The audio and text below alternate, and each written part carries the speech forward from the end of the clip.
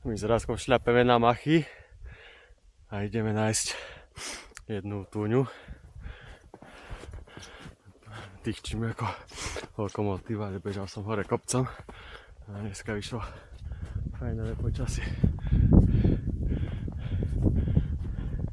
Rádko.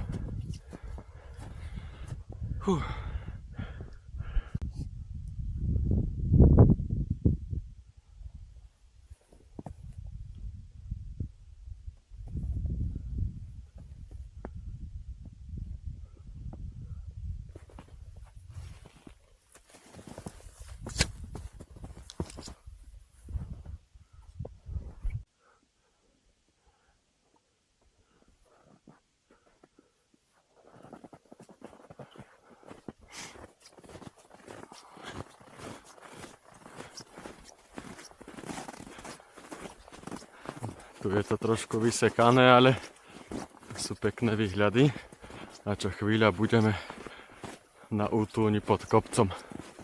No, tam by sme si chceli založiť oheň. Som nazbieral suchú trávu. Niečo pečieme. No a tak. Krásny život, ako sa hovorí. No a tam už vidieť veľký choč. A tam naľavo tu už Liptovská strana. A čo skoro bude vidieť aj Nízke Tatry. No, tu pofúkuje. No, tam pozadí taká malá guľka, že guľka. Čo to je? Čo je chatka? Hranol? Štvorec? Obdĺžnik, presne. Tak tam ideme, tam je tá utúňa. No, Nízke Tatry.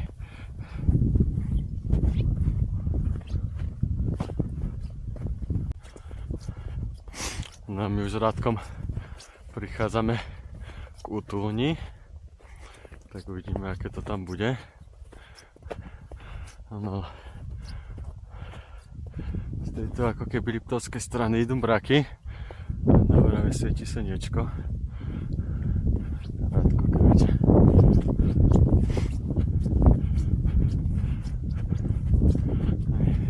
Pár rohy na chatke. Tam je kadi Buda. No a nazýva sa to útúňa pod kopcom. Vôjdi a nepoškoď. A to si môžete prečítať. Tak toto vyzerá.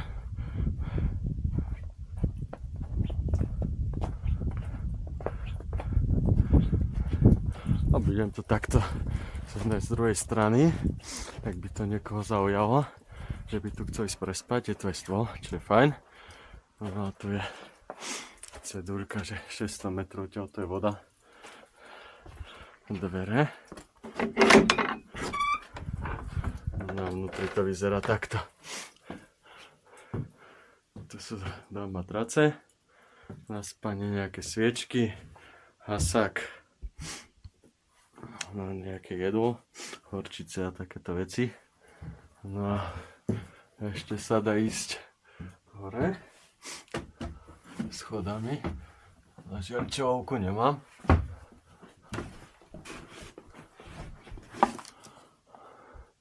No a tu vyzerá tiež, že by sa dalo prespať, že sú tu nejaké miesta. Ak niekedy budete mať výlet alebo čo, tak nejaký prístrešok nájdete. No a vyzerá to dobre. A tu vnútri chatky je tu takáto polička, tam sa nachádzajú knižky. Celkom zaujímavé. Toto sa nazýva Myšlienka na tento deň. No a tu je, že Perivy z jazminového kvetu. Múdrosti starej Číny. Čiže keď tu budete a náhodou budete mať voľný čas, budete sa nudiť, tak si môžete čítať. Paráda. No a výhľad. No, zaostri to. Tak toto vyzerá. Na parádu.